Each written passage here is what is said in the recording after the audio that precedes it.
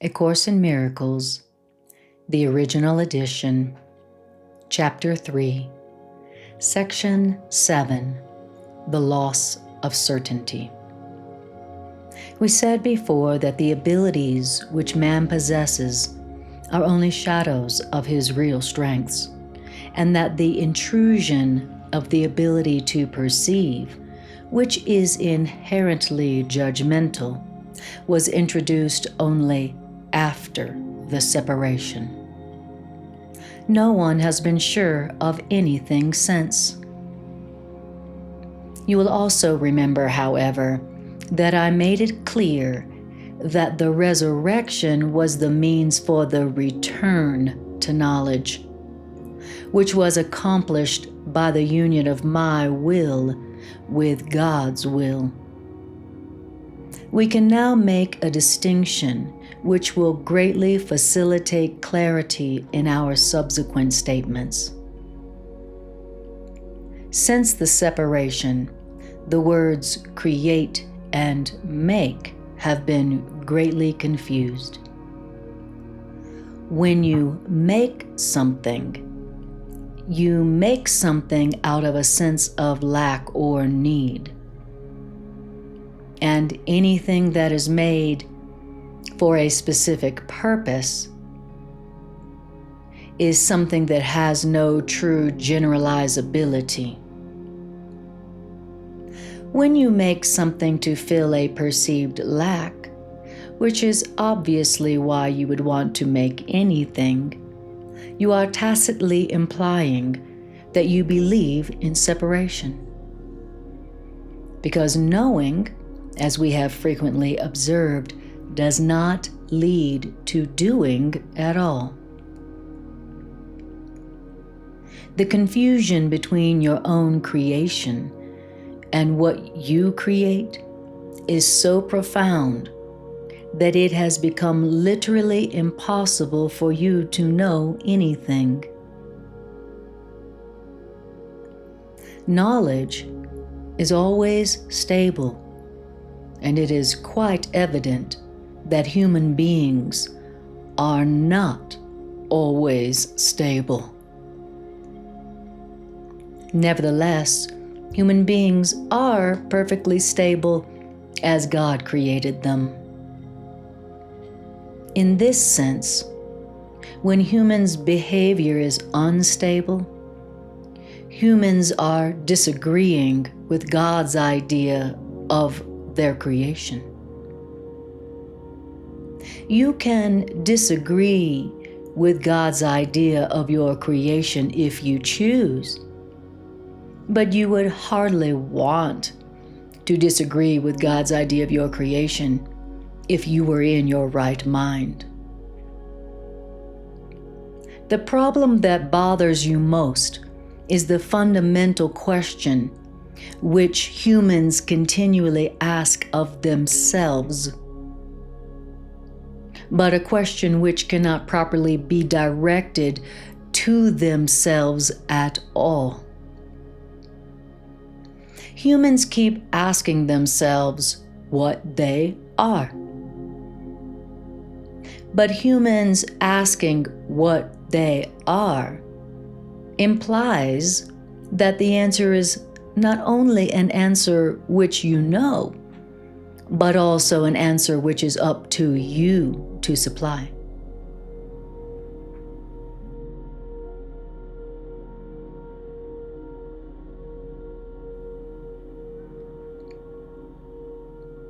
Humans cannot perceive themselves correctly. You have no image. The word image is always perception related, and image is not a product of knowing.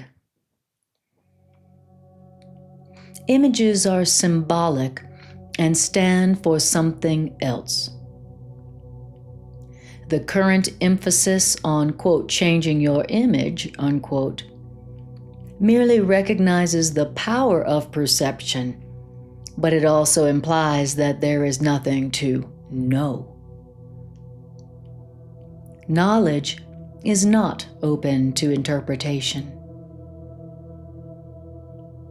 It is possible to interpret meaning, but this is always open to error, because interpreting meaning refers to the perception of meaning. And such wholly needless complexities are the result of humans' attempt to regard themselves as both separated and unseparated at the same time. It's impossible to undertake a confusion as fundamental as this without engaging in further confusion. Methodologically, man's mind has been very creative, but always occurs when method and content are separated. This has not been utilized for anything but an attempt to escape from a fundamental and entirely inescapable impasse. Man trying to be separated and not separated at the same time.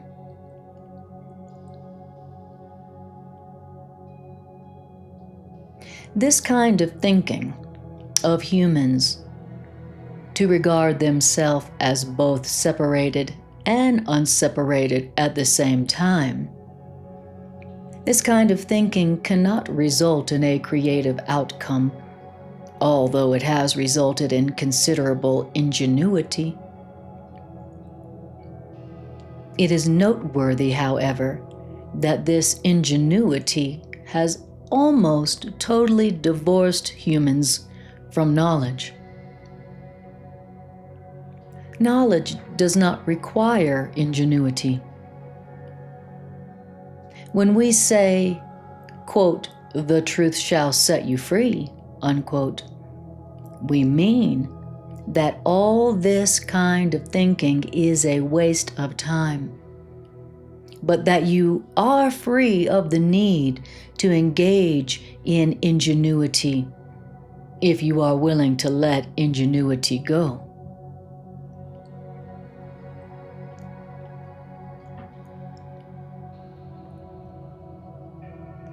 Prayer is a way of asking for something.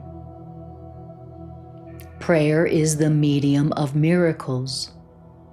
But the only meaningful prayer is for forgiveness, because those who have been forgiven have everything. And once forgiveness has been accepted, prayer in the usual sense becomes utterly meaningless. Essentially, a prayer for forgiveness is nothing more than a request that we may be able to recognize something we already have. In electing to perceive instead of to know, we have placed ourselves in a position where we can resemble our Creator only by miraculously perceiving. Humans have lost the knowledge that they themselves are a miracle. Miraculous creation was our source, and also miraculous creation is our real function.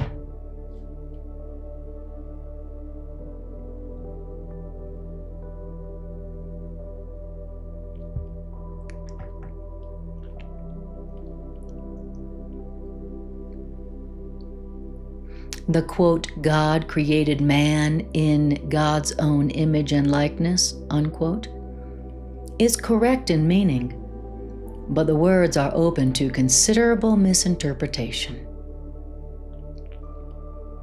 This misinterpretation is avoided, however, if the word image is understood to mean thought and likeness, and those words are taken as of a like quality.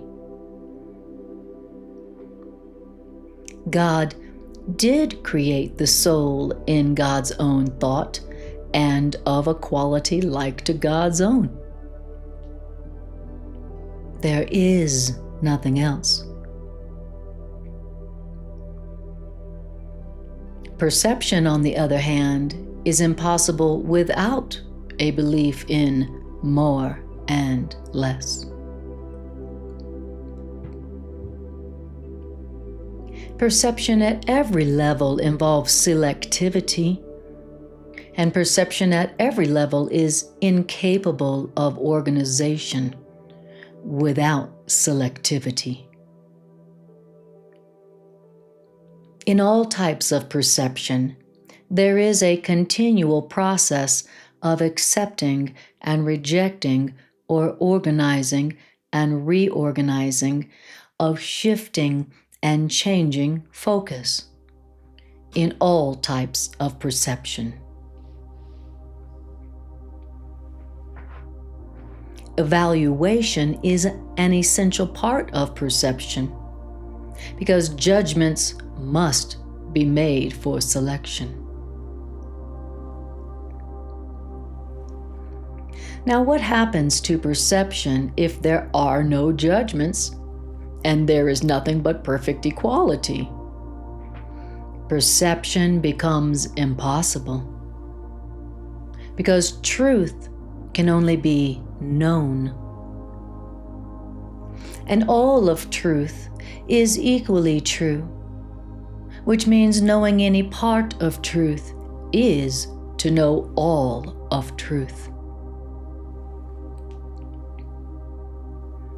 Only perception involves partial awareness. But knowledge transcends all the laws which govern perception, because partial knowledge is impossible. Knowledge is all one, which means knowledge has no separate parts. And you who are really one with knowledge need but know yourself, and your knowledge is complete. To know God's miracle is to know God.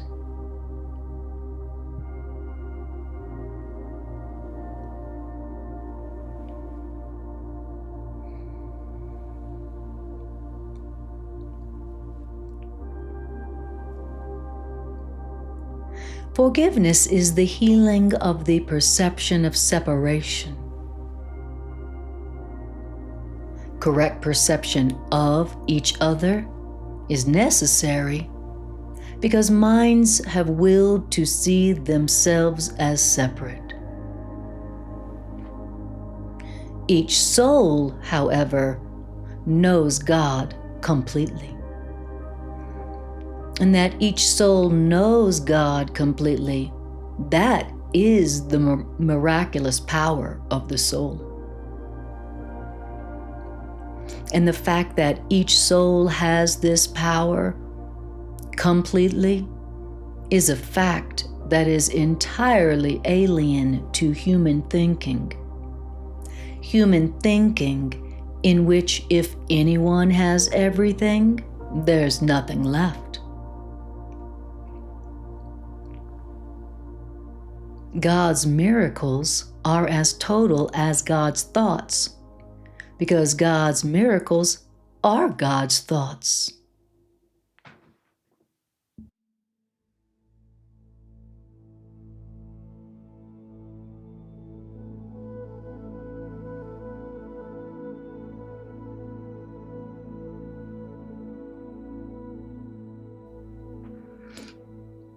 And so as long as perception lasts, prayer has a place.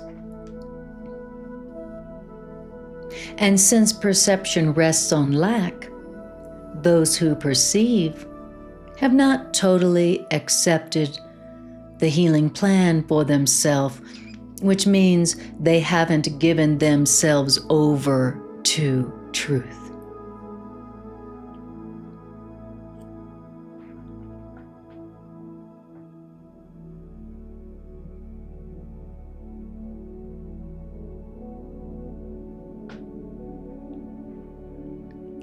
perception is a separated state, and a perceiver does need healing.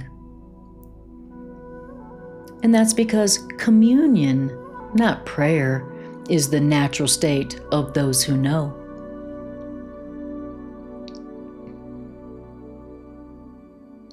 God and God's miracles are inseparable.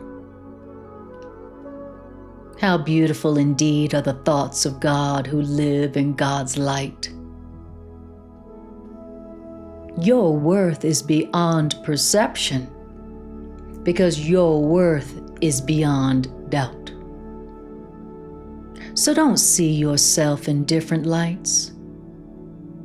Know yourself in the one light where the miracle that is you is perfectly clear.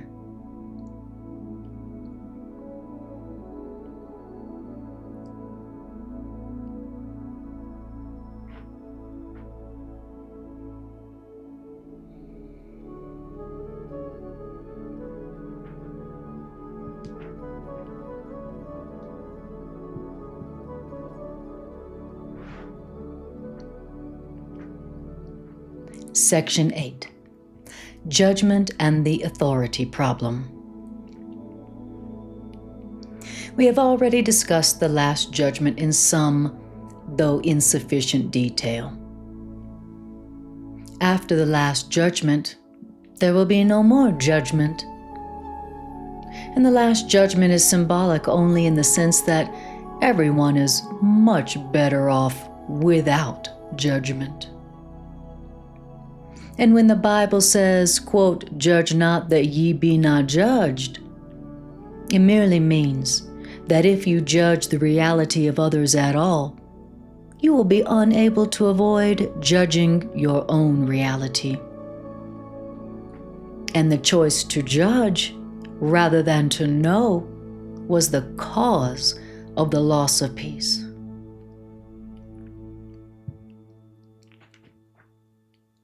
Judgment is the process on which perception, but not knowledge, rests. We have discussed this before in terms of the selectivity of perception, pointing out that evaluation is perception's obvious prerequisite. Judgment always involves rejection. Judgment is not an ability which emphasizes only the positive aspects of what is judged, whether it be in or out of the self. However, what has been perceived and rejected, in other words, what has been judged and found wanting, remains in the unconscious because it has been perceived. One of the illusions from which humans suffer is the belief that what they judged against has no effect. But this can't be true, that what you've judged against has no effect, unless you also believed that what you judged against does not exist, and you evidently don't believe that, or else you would not have judged against it. It doesn't matter in the end whether you judge right or wrong. Either way, you are placing your belief in the unreal. And placing your belief in the unreal cannot be avoided in any type of judgment, because judgment implies the belief that reality is yours to choose from.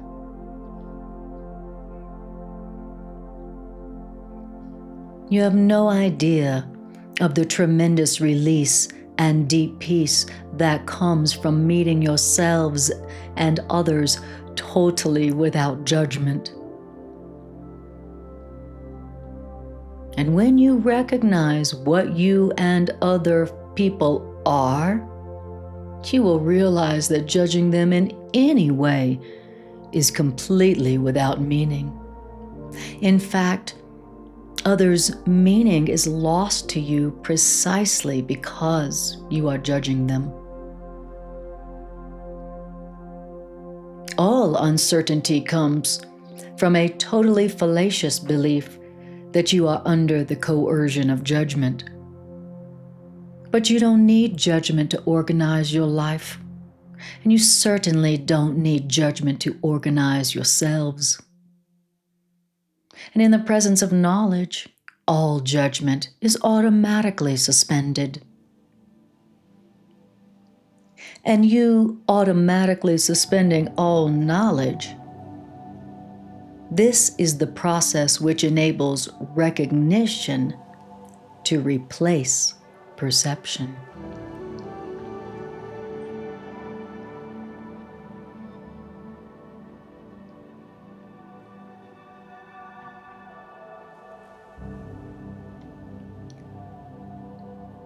Man is very fearful of everything that they have perceived, but have refused to accept. You believe that because you have refused to accept something that you rejected, that you've lost control over it. And this is why you see what you've judged against in your nightmares, or in pleasant disguises, in what seem to be your happier dreams. But nothing that you have judged and refused to accept can be brought into awareness. But this doesn't follow that it's dangerous. It just follows that you have made that judgment that you have refused to accept, that now is in your subconscious and in your nightmares. It does not follow that what you have judged and now see in your nightmares is dangerous. But it does follow that what you have judged, you have made it dangerous. What you have judged and refused to accept, it's not dangerous. It just seems that you have made it dangerous.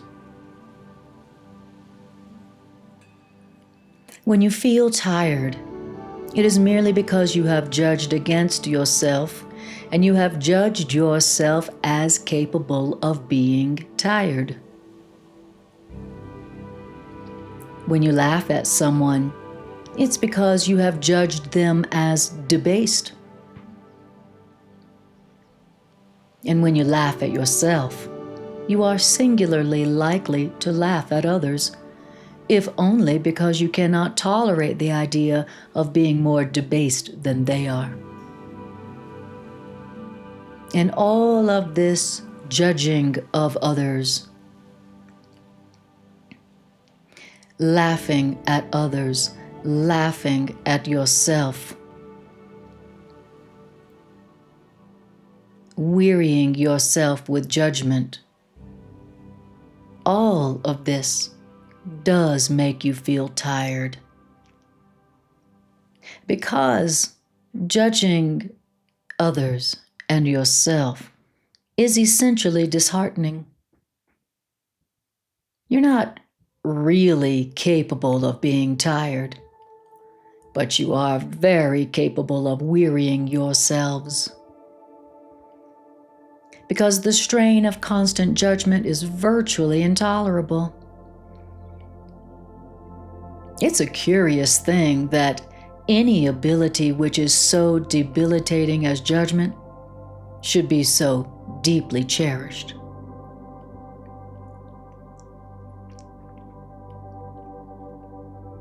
Yet if you wish to be the author of reality, which is totally impossible anyway, you will insist on holding on to judgment.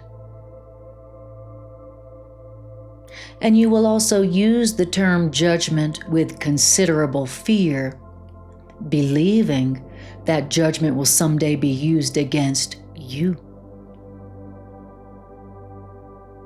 And to whatever extent judgment is used against you, it is due only to your belief in judgment's efficacy as a weapon of defense for your own authority. The issue of authority is really a question of authorship. And when an individual has an authority problem, it's always because they believe that they are the author of themselves, and then they project their delusion onto others. And then they see the situation as a situation in which people are literally fighting them for their authorship. And this is the fundamental error of all those who believe that they have usurped the power of God through their judgments.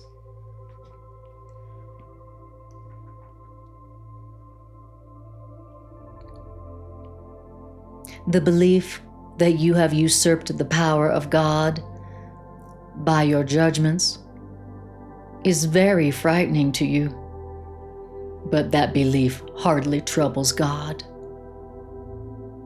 God is, however, eager to undo your belief that you have usurped the power of God with your judgments. God is eager to undo that belief, not to punish you.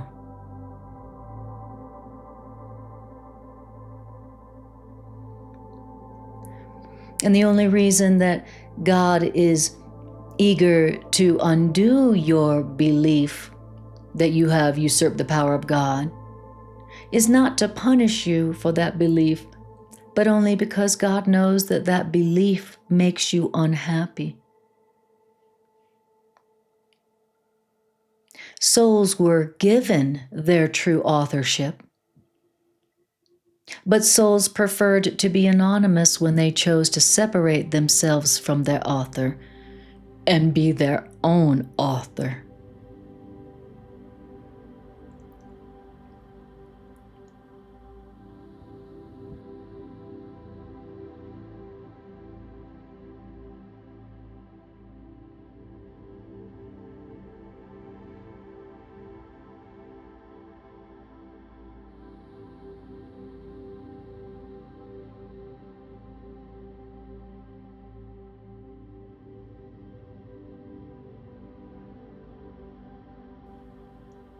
The word authority has been one of our most fearful symbols ever since we chose to separate ourselves from our author. Authority has been used for great cruelty because, being uncertain of our true authorship, humans believe that their creation was anonymous. And us believing that our creation was anonymous has left us in a position where it sounds meaningful to consider the possibility that we must have created ourselves. And the dispute over authorship has left such uncertainty in the minds of humans that some humans even doubt whether they really exist at all. And despite the apparent contradiction in this position, it is, in one sense, more tenable than the view that we created ourselves.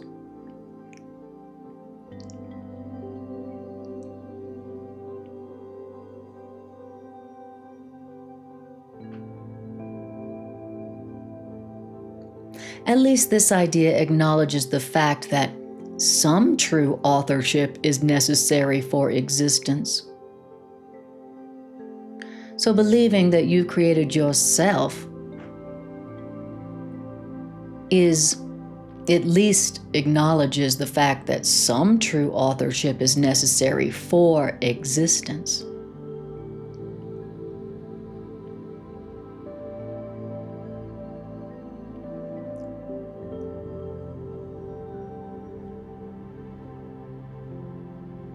Only those who give over all desire to reject, only they can know that their own rejection is impossible. Only those who give over all desire to reject can know that their own rejection is impossible. You haven't usurped the power of God, but you have lost the power of God. And fortunately, when you lose something, it doesn't mean that that something has gone.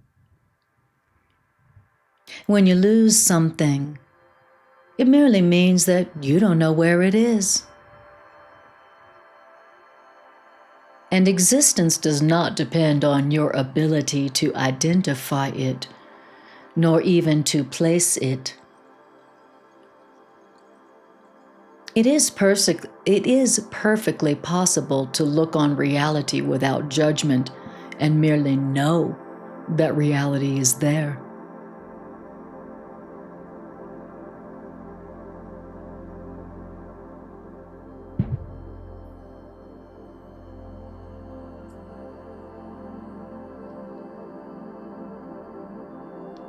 Peace is a natural heritage of the soul.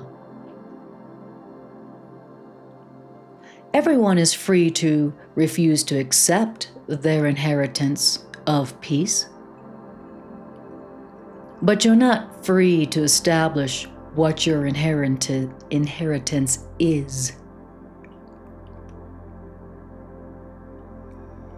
The problem which everyone must decide is the fundamental question of authorship.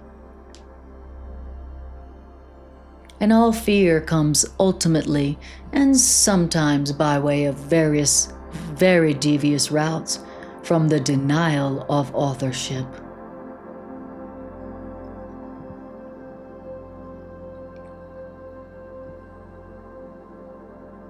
All fear comes ultimately, and sometimes by way of very devious routes, from the denial of authorship. Now, the offense is never to God. The offense is only to those who deny God. Because to deny God's authorship is to deny yourself the reason for your own peace. And now you see yourself only in pieces. When you deny God's authorship, and you deny yourself the reason for your own peace, then you see yourself only in pieces. And this strange perception of seeing yourself in pieces is the authority problem.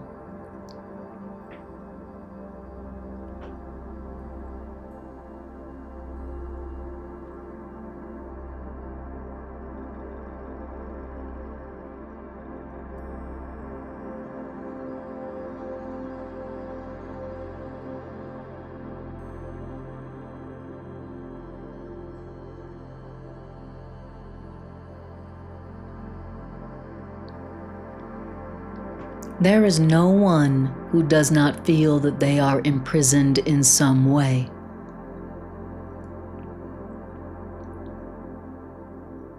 There is no human who does not feel that they are imprisoned in some way. Now, if man's feeling that they are imprisoned in some way is the result of humans' own free will, then humans must regard their will as if their will were not free, or the obviously circular reasoning involved in our position would be quite apparent.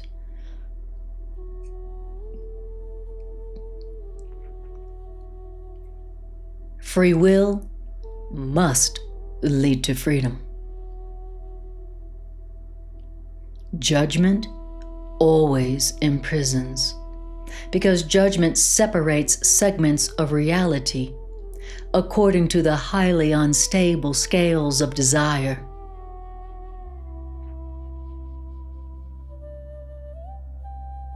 Wishes, desires are not facts by definition. To wish is to imply that willing is not sufficient. Yet no one believes that what is wished for is as real as what is willed. Instead of "Seek ye first the kingdom of heaven," say, "Will ye first the kingdom of heaven?" And you have said, "I know what I am, and I will to accept my inheritance."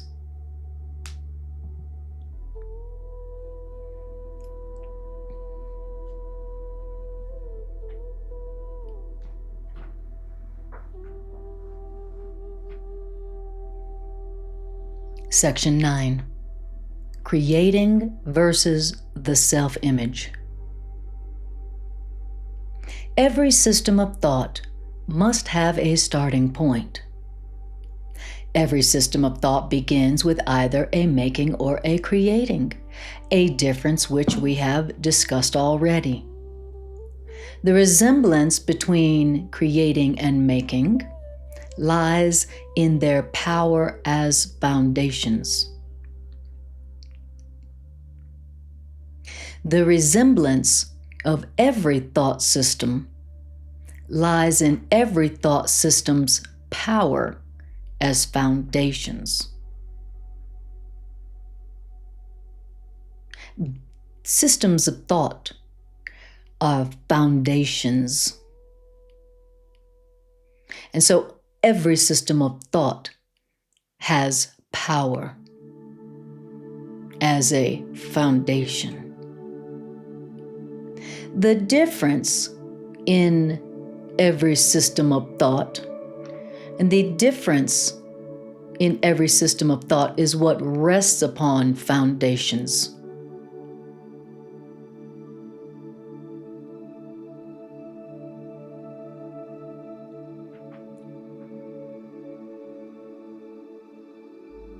And both making and creating are cornerstones for systems of belief by which humans live. It's a mistake to believe that a thought system which is based on lies is weak. And that's because nothing made by a child of God is without power. It's essential to realize that nothing made by a child of God is without power, because otherwise you will not understand why you have so much trouble with this course, and you will be unable to escape from the prisons which you have made for yourselves.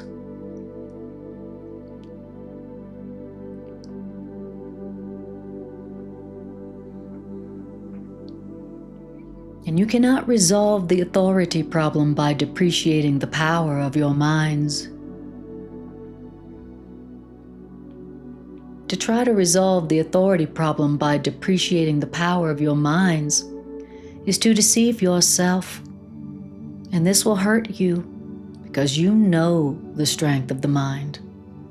And you also know that you cannot weaken the mind any more than you can weaken God.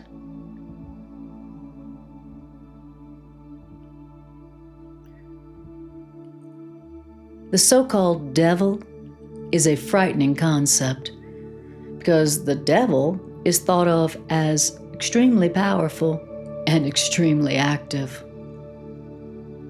The so-called devil is perceived as a force in combat with God, battling God for possession of the souls God created. The devil deceives by lies and builds worlds of its own, worlds in which everything is in direct opposition to God, is what the devil creates. Worlds of its own in which everything is in direct opposition to God. Yet the devil attracts people rather than repels humans, and humans are willing to, quote, sell the devil their souls in return for gifts that humans recognize are of no real worth. And this makes absolutely no sense. The whole picture of man being willing to, quote, sell their souls to the devil in return for gifts that man recognizes are of no real worth.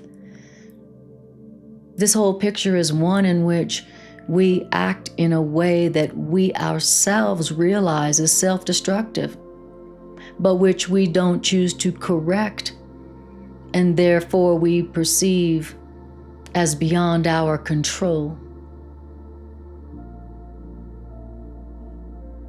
We've discussed the fall or separation before, but its meaning must be clearly understood without symbols. Because the separation is not symbolic. The separation is an order of reality or a system of thought that is real enough in time, though not in eternity. The separation is a system of thought that is real enough in time, though not in eternity. All beliefs are real to the believer.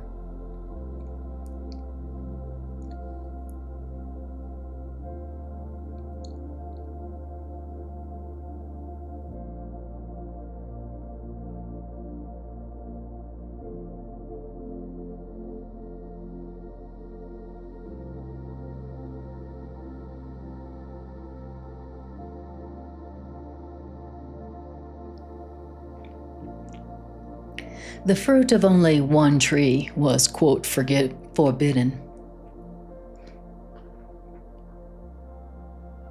The fruit of only one tree was, quote, forbidden to man in man's symbolic garden. But God could not have forbidden this tree, or this tree could not have been eaten. If God knows God's children, and I assure you that God does, would God have put his own children in a position where God's own children could be destroyed, where their own destruction was possible? The, quote, tree, which was forbidden, was named the, quote, tree of knowledge. Yet God created knowledge, and God gave knowledge freely to all of God's creations. The symbolism here of God having created a tree of knowledge, that we are told that this is the tree that God forbid, God forbid us to have God's knowledge. The symbolism here has been given many interpretations, but you may be sure that any interpretation which sees either God or God's children as capable of destroying their own purpose is in error.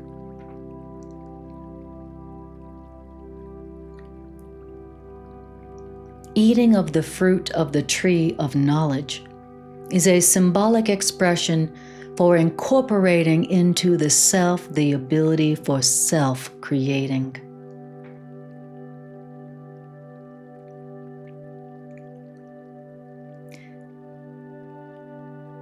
This is the only sense in which God and God's souls are not co-creators. The belief that God and God's souls are not co-creators is implicit in the self-concept, a concept now made acceptable by its weakness and explained by a tendency of the self to create an image of itself. The illusion of self-creating, the illusion of the ability for self-creating, is what the eating of the fruit of the tree of knowledge is a symbol of.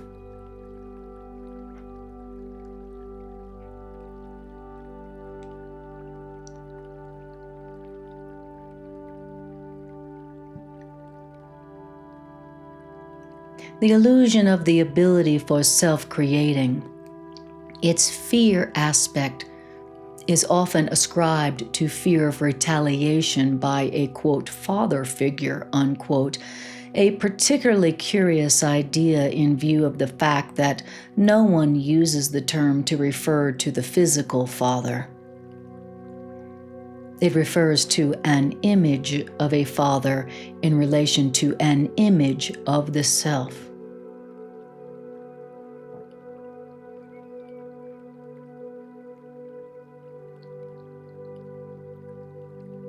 Images are perceived, not known. And knowledge cannot deceive, but perception can deceive. Man can perceive themselves as self-creating, but we cannot do more than believe that we are self-creating. We cannot make it true that we are self-created. And as we said before, when you finally perceive correctly, you can only be glad that you cannot create yourself. But until you are glad that you cannot create yourself, the belief that you can create yourself and that you are an image of your own making is the central foundation stone in your thought system. And then all your defenses will be used to attack ideas which might bring that idea to light. You still believe you are images of your own creation. And your minds are split with your souls on this point. And there is no resolution to this split while you believe the one thing that is literally inconceivable, that you can create yourself.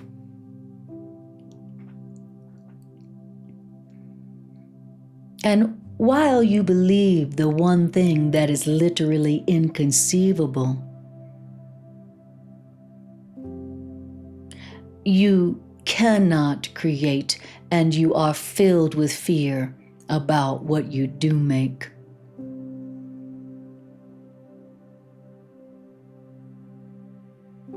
Because you believe the one thing that is literally inconceivable is why you cannot create, and that is why you are filled with fear about what you make.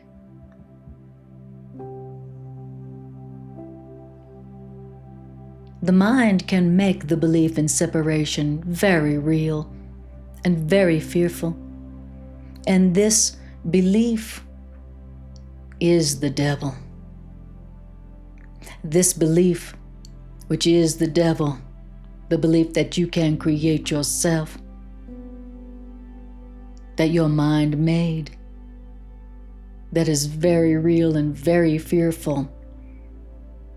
The devil, this belief, is powerful, active, destructive, and clearly in opposition to God, because this belief that you can create yourself, the devil literally denies God's fatherhood.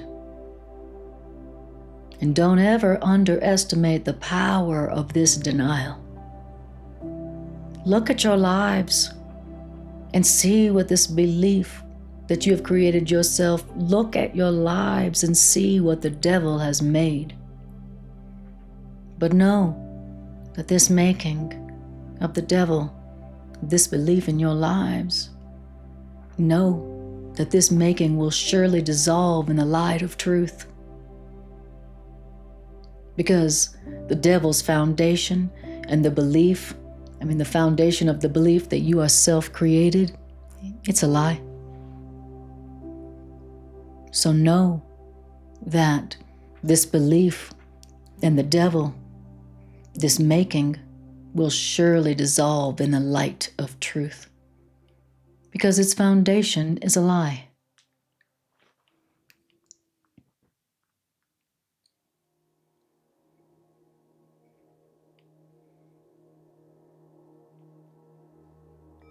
Your creation by God is the only foundation which cannot be shaken, because your creation by God is a foundation that cannot be shaken, because the light is in that foundation.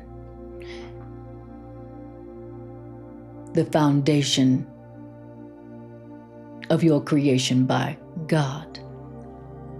Your starting point is truth, and you must return to this beginning of you, truth.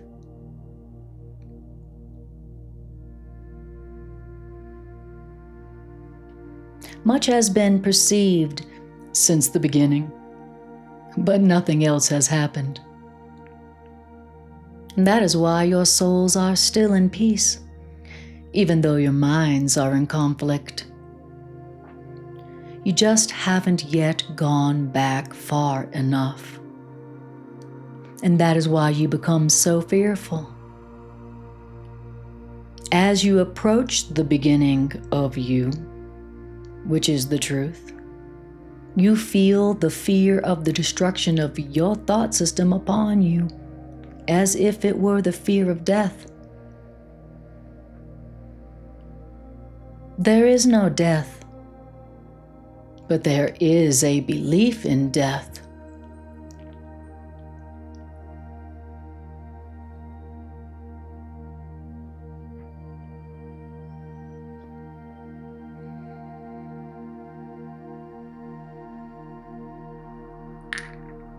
The Bible says that the branch that bears no fruit will be cut off and will wither away. Be glad. Because once the branch that bears no fruit is cut off, then the light will shine from the true foundation of life, which means your own thought system will stand corrected. And your thought system cannot stand otherwise. You who fear the correction of your own thought system,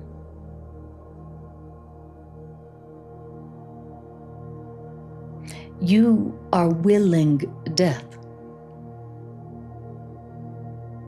Life and death, light and darkness, knowledge and perception are irreconcilable. To believe that life and death can be reconciled is to believe that God and man cannot be reconciled. Only the oneness of knowledge is conflictless.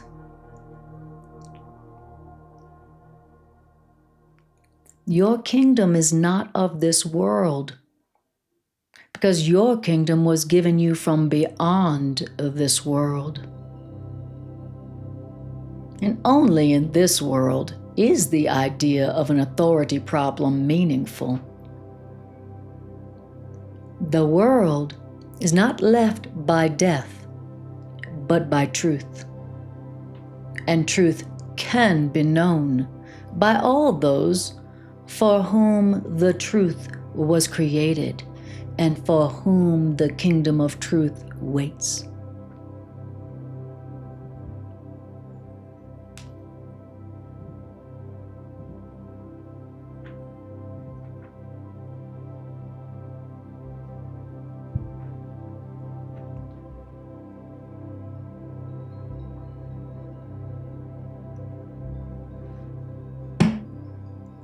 Chapter 4, The Root of All Evil. Introduction.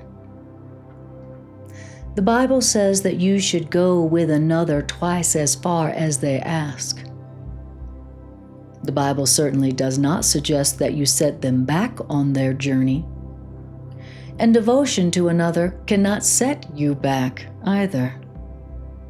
Devotion to another can lead only to mutual progress. And the result of genuine devotion is inspiration. Inspiration, a word which properly understood is the opposite of fatigue. To be fatigued is to be dispirited, but to be inspired is to be in the Spirit. To be egocentric is to be dispirited, but to be self-centered in the right sense is to be inspired or in the soul. The truly inspired are enlightened, and the truly inspired cannot abide in darkness.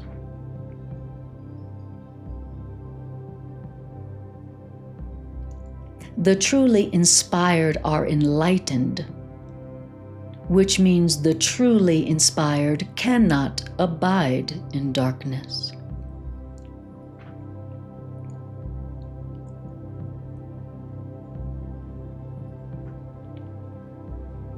You can speak from the soul or from the ego precisely as you choose. If you speak from the soul, you have chosen to, quote, be still and know that I am God. These words are inspired because these words come from knowledge. If you speak from the ego, you are disclaiming knowledge instead of affirming knowledge, and you are therefore dispiriting yourself. But don't embark on foolish journeys where you dispirit yourself, because all such foolish journeys are indeed in vain. The ego may desire these foolish, in vain journeys, but the soul cannot embark on these foolish, vain journeys, because the soul is forever unwilling to depart from its foundation. So even though the ego may desire these foolish and vain journeys, the soul cannot embark on these foolish and vain journeys, because the soul is forever unwilling to depart from its foundation.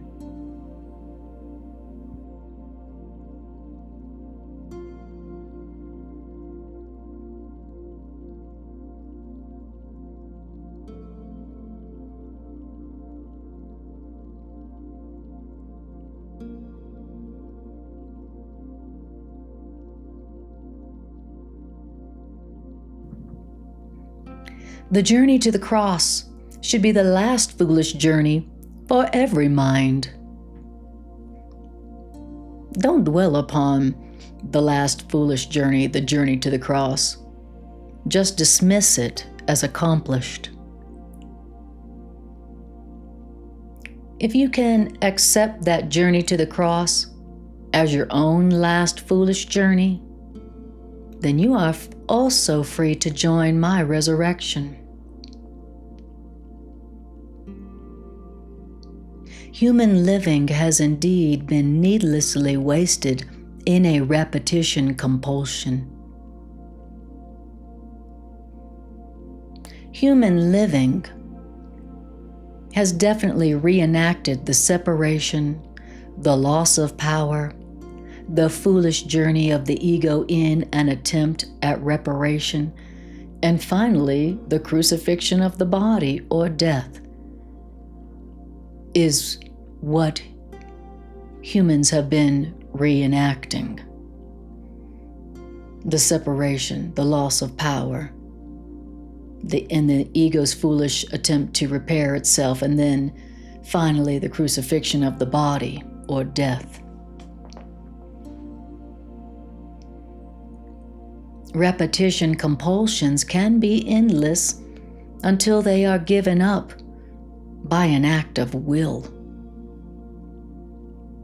Don't make the pathetic human error of, quote, clinging to the old rugged cross. The only message of the crucifixion was that we can overcome the cross. And unless you do overcome the cross, you are free to crucify yourself as often as you choose. But that's not the gospel I intended to offer you. We have another journey to undertake.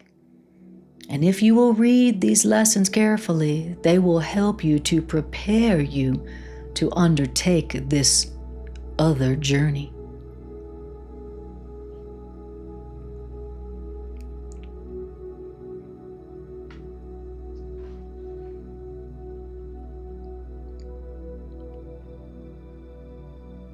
Chapter 4, Section 2. Right teaching and right learning. We have spoken of many different human symptoms, and at this level there is almost endless variation of symptoms. There is, however, only one cause of all of the symptoms. The authority problem is, quote, the root of all evil. Money is only one of evil's many reflections.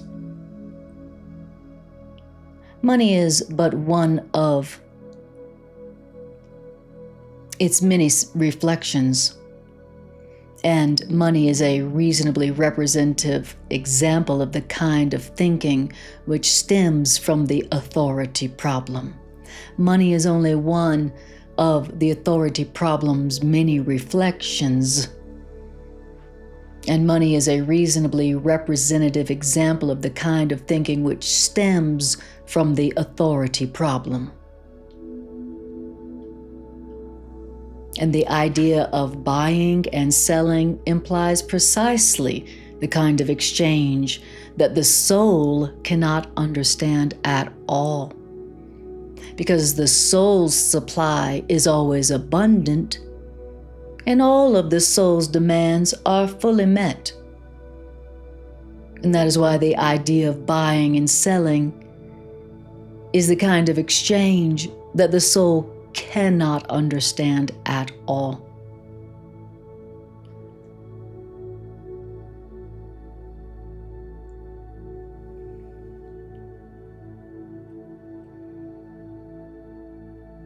Every symptom which the ego has made involves a contradiction in terms. And this is because the mind is split between the ego and the soul, so that whatever the ego makes is incomplete and contradictory. This untenable position where whatever the ego makes is incomplete and contradictory is the result of the authority problem, which, because the idea of the authority problem accepts the one inconceivable thought as its premise, now the authority problem belief can only produce ideas which are inconceivable. The term profess is used quite frequently in the Bible.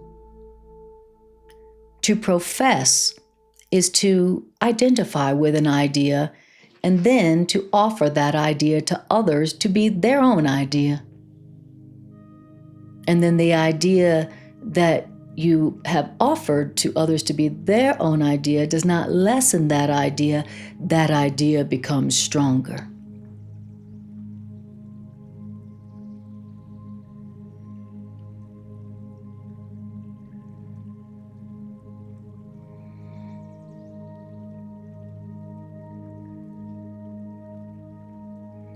A good teacher clarifies their own ideas and strengthens their own ideas by teaching their own ideas.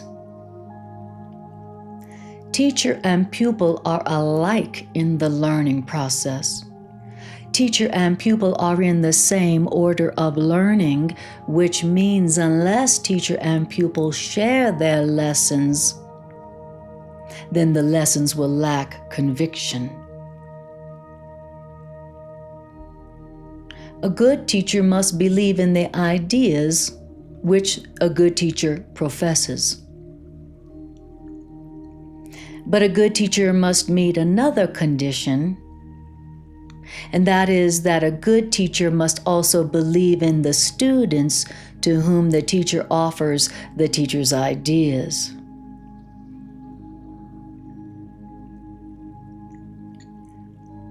Many people stand guard over their ideas because they want to protect their thought systems as they are, and learning means change.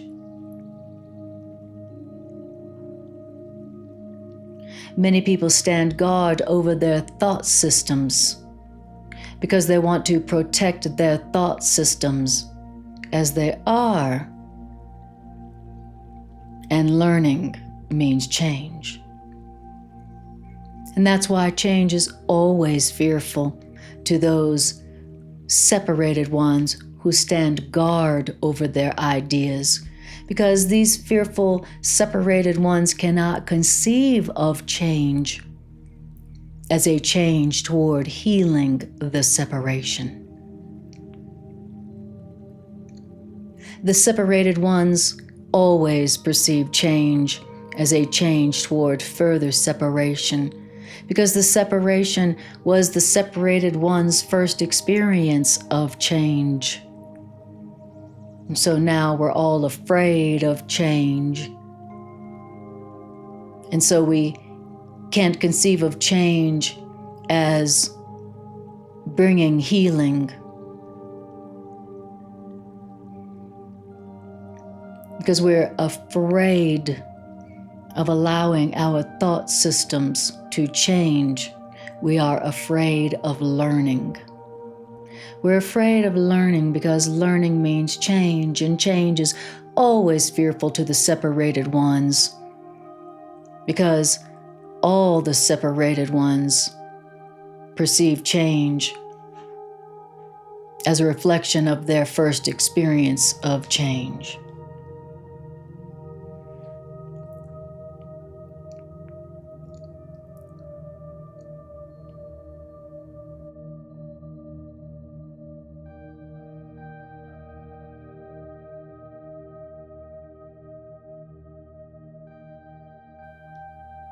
You believe that if you allow no change to enter into your thought system, your soul will find peace.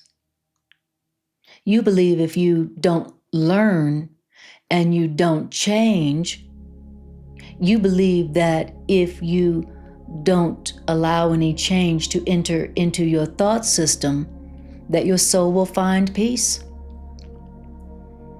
But this profound confusion is possible only if you maintain that the same thought system can stand on two foundations.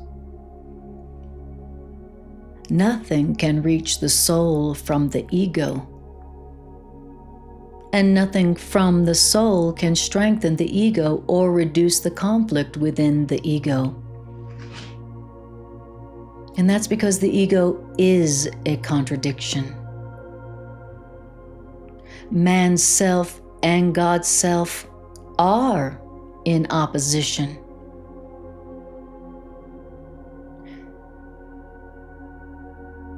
Man's self and God's self are opposed in creation, in will, and in outcome.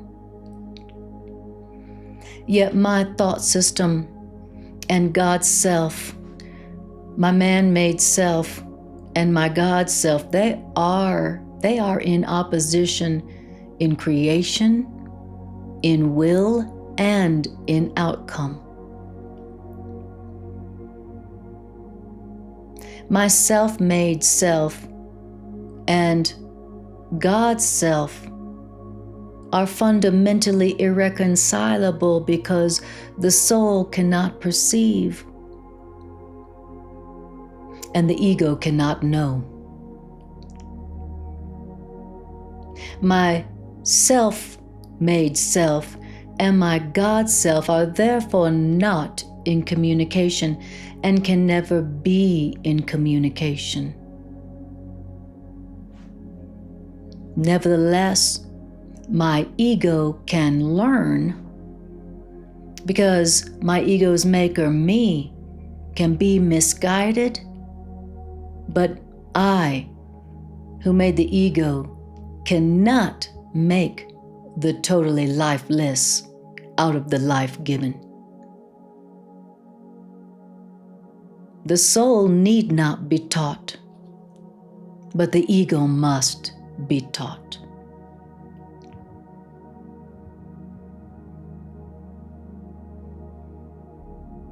My true self need not be taught, but my false self, my self-concept, must be taught.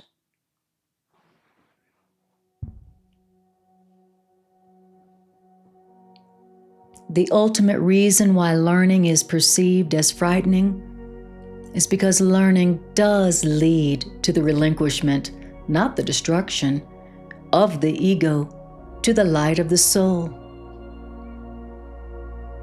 Is the ultimate reason why learning is perceived as frightening, because learning does lead to the relinquishment of the ego to the light of the soul.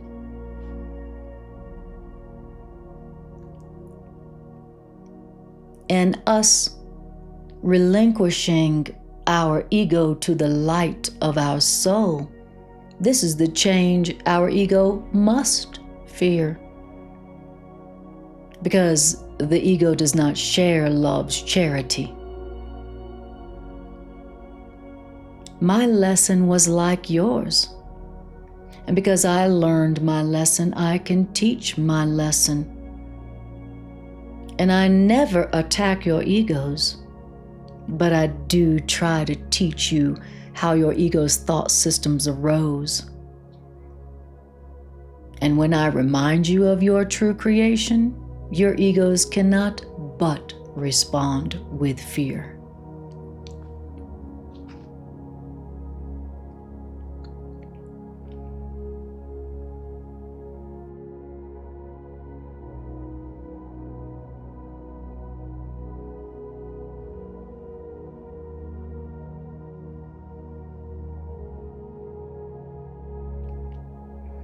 Teaching and learning are your greatest strengths now, because you must change your mind and help others to change their minds.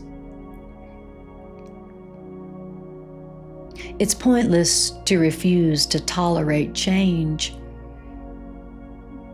because you believe you can demonstrate that by refusing to tolerate change, the separation has not occurred.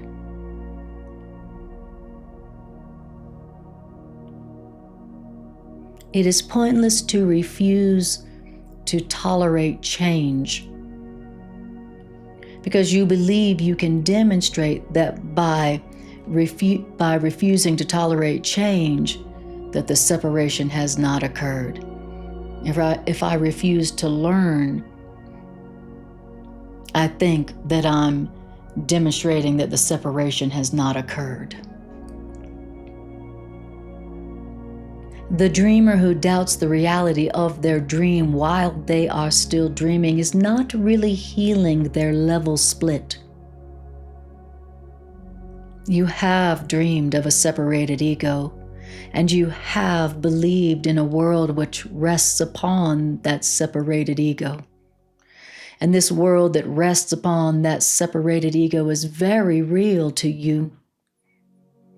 And you cannot undo this world that rests upon a separated ego by doing nothing and not changing.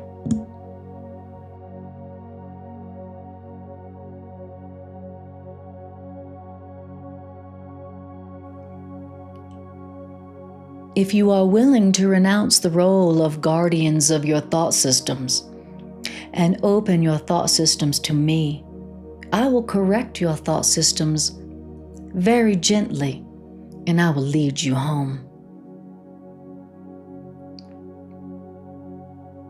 Every good teacher hopes to give their students so much of their own thinking that the students will no longer one day need them. And this is the one real goal of the parent, teacher, and therapist: to give their students and their patients so much of their own thinking that their students and patients will one day no longer need them. This is the one real goal of the parent, teacher, and therapist. And this goal of your pupil or student no longer needing you will not be achieved by those who believe that they will lose their child or pupil or patient if they succeed in giving so much of their knowledge to their pupil or child or patient that the child, pupil, or patient no longer needs them. It is impossible to convince the ego of this, because it goes against all of the ego's own laws. To be happy when you have given so much of your own love and wisdom to others that they no longer need you. But remember that laws are set up to protect the continuity of the system in which the lawmaker believes. It is natural enough for the ego to try to protect itself once you made it, but it's not natural for you to want to obey the ego's laws unless you believe in the ego's laws. The ego cannot make your choice to believe in the ego's laws because of the nature of the ego's origin. But you can make this choice of whether or not to believe in the ego's laws because of the nature of your origin.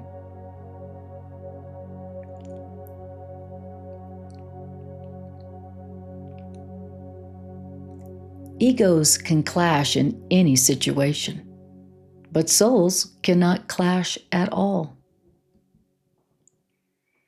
And if you perceive a teacher as merely a, quote, larger ego, unquote, you will be afraid.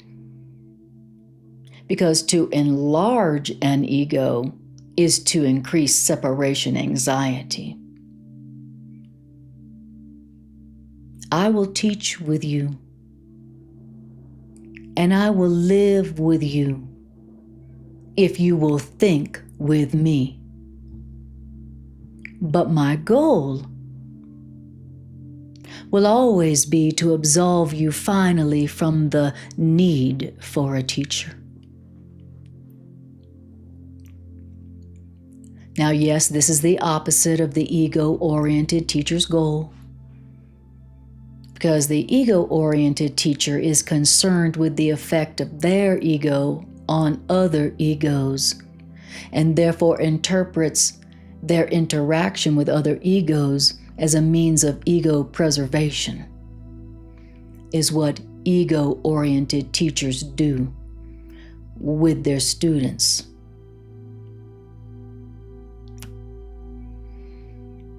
The ego-oriented teacher is concerned with the effect of their ego on other egos, and the ego-oriented teacher is interpreting their interaction as a means of ego preservation. I would not be able to devote myself to teaching if I believed this. And you will not be a devoted teacher as long as you maintain this, where you are concerned about the effect of your ego on other egos.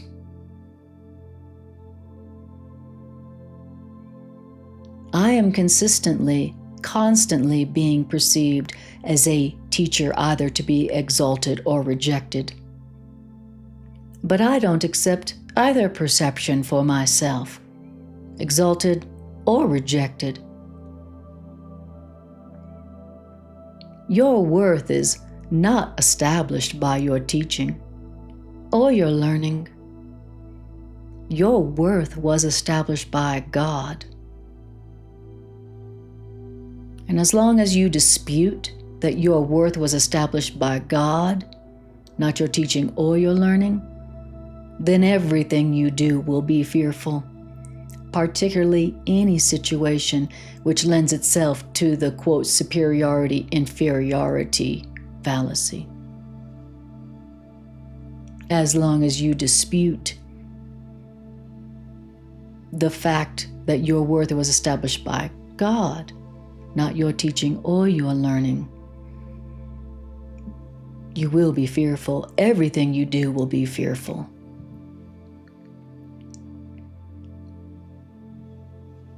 Teachers must be patient, which means teachers must repeat their lessons until their lessons are learned. I am willing to repeat your lessons until they're learned, because I have no right to set your learning limits for you. Once again, nothing you do or think or wish or make is necessary to establish your worth. And this point is not debatable, except in delusions. Your ego is never at stake, because God didn't create your ego. And your soul is never at stake because God did create you, your soul.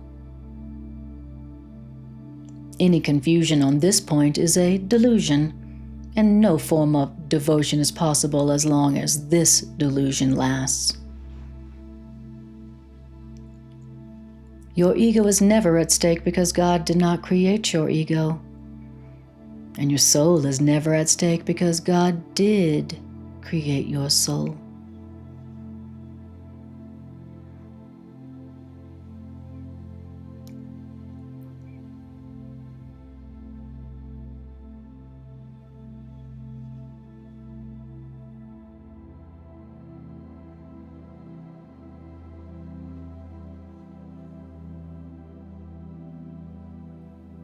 The ego tries to exploit all situations into forms of praise for itself in order to overcome its doubts. And the ego will be doubtful forever, or rather as long as you believe in the ego. You who made the ego cannot trust the ego because you know that the ego is not real.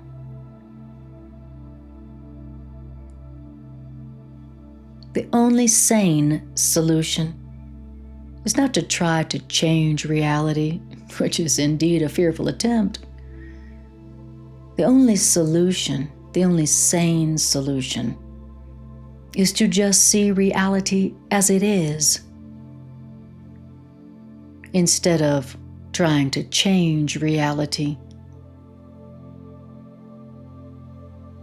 The only sane solution is to try to see reality as it is. You are part of reality. Reality which stands unchanged beyond the reach of your ego, but within easy reach of your soul.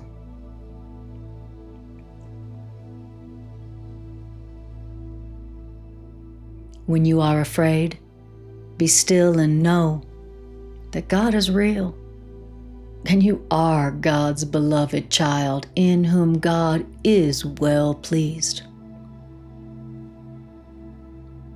Don't let your ego dispute this, because the ego cannot know what is as far beyond its reach as you are.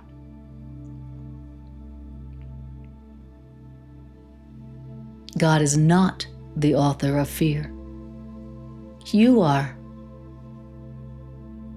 You have chosen, therefore, to create unlike God, and you have made fear for yourselves. God is not the author of fear. You are. And having authored fear, you have chosen, therefore, to create unlike God, which means you have made fear for yourselves. And you're not at peace because you're not fulfilling your function of creating like God. God gave you a very lofty responsibility which you are not meeting. And you know this, and you're afraid of it. In fact, your egos have chosen to be afraid instead of meeting your very lofty responsibility. Now, when you awaken, you won't be able to understand how you chose to be afraid instead of meeting your very lofty responsibility that God gave you. When you awaken, you won't be able to understand why you chose to be afraid instead of fulfilling your function, fulfilling the very lofty responsibility that God gave you. When you awaken, you will not be able to understand that because it's literally incredible. Well, don't believe the incredible now.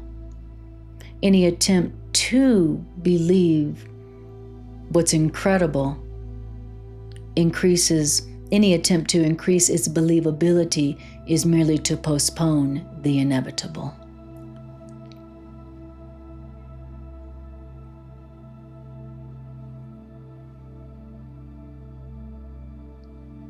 The word inevitable is fearful to the ego, but joyous to the soul. God is inevitable. And that's because you cannot avoid God any more than God can avoid you.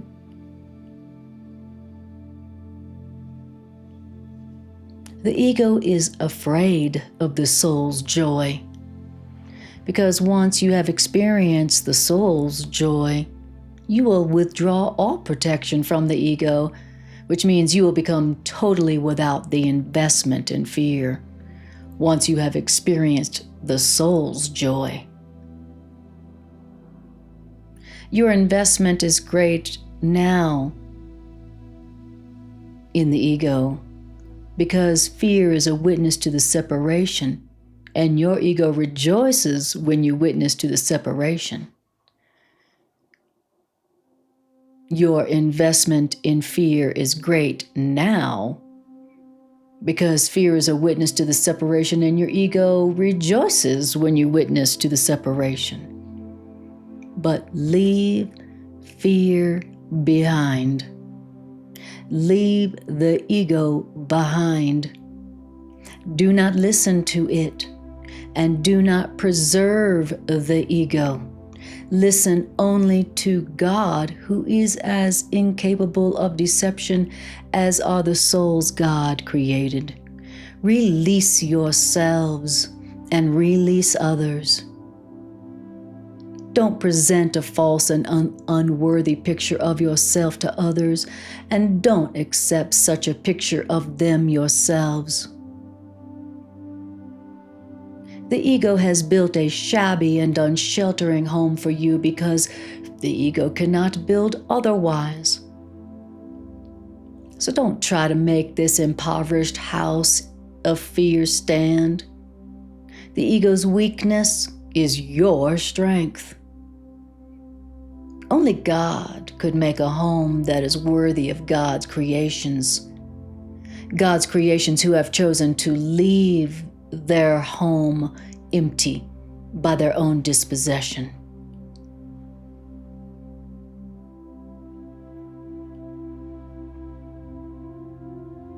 Yet God's home will stand forever, and God's home is ready for you whenever you choose to enter it.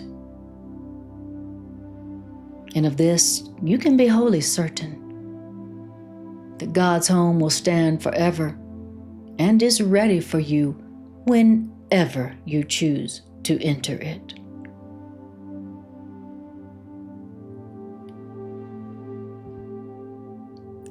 You can be certain of this because God is as incapable of creating the perishable as the ego is incapable of making the eternal.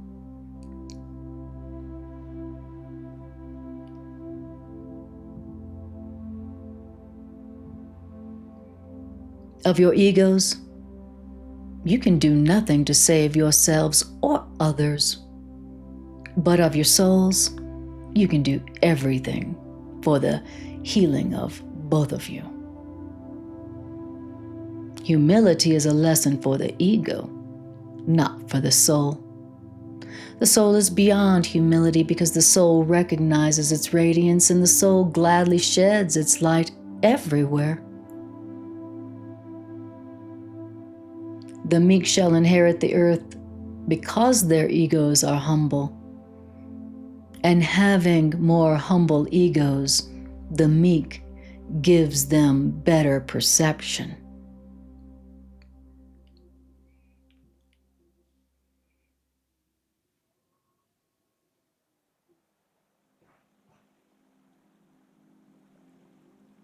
And God's home, God's kingdom is the right of the soul. The soul, whose beauty and dignity are far beyond doubt, far beyond perception, and the soul's beauty that stands forever as the mark of the love of God for God's creations who are wholly worthy of God and only of God. Nothing else is sufficiently worthy to be a gift for a creation of God Himself.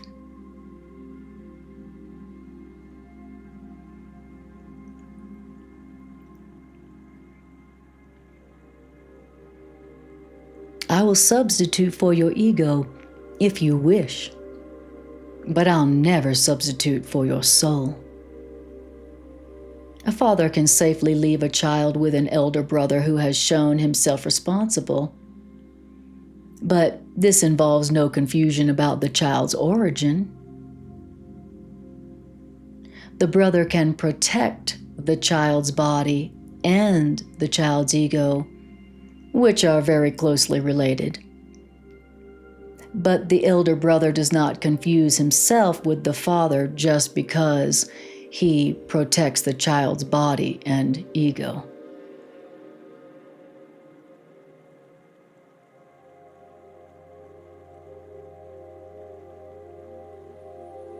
I can be entrusted with your body and your ego simply because you entrusting your body and your ego to me enables you not to be concerned with your body and your ego, and it lets me teach you the unimportance of your body and your ego. Now, I could not understand the importance of your body and your ego to you if I had not once been tempted to believe in my body and my ego myself.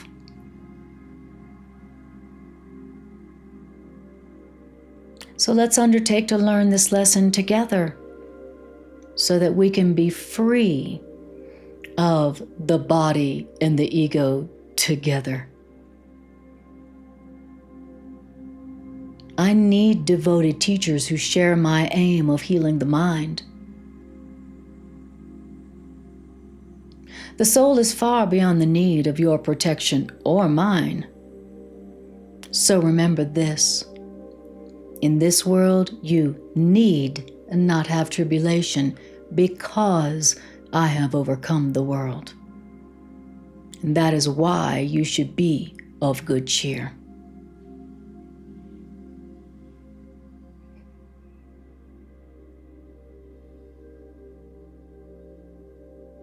In this world, you need not have tribulation because I have overcome the world. And that is why you should be of good cheer.